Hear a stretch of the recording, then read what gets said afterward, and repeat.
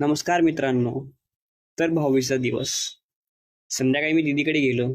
तिथे सगळी तयारी सुरू होती. ओवाळणी, आठवणी आणि सगळ्यांचा आनंद दिसत होता. थोड्या वेळात ओवाळणीची तयारी झाली. मी पहिला बसलो. त्या क्षणी माझे डोळे खरंच भरून आले होते, भावनेने आणि आनंदाने.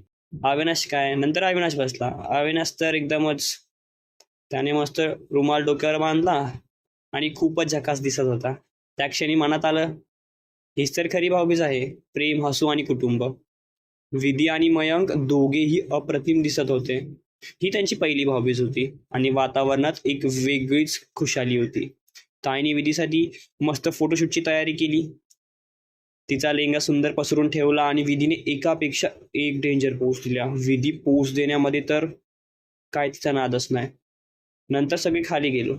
फटाके लावले आणि सगळीकडे आनंद, हसू आणि प्रकाश पसरला. अशा आठवणी आयुष्यात कायमच्या जपाव्यात असं वाटलं. आजचा दिवस भावनेने भरलेला आणि प्रेमाने उजळलेला आणि नात्यांच्या रंगाने भरलेला खूप सुंदर दिवस होता. खूप खास दिवस होता. तर भेटूयात पुढच्या ब्लॉगमध्ये.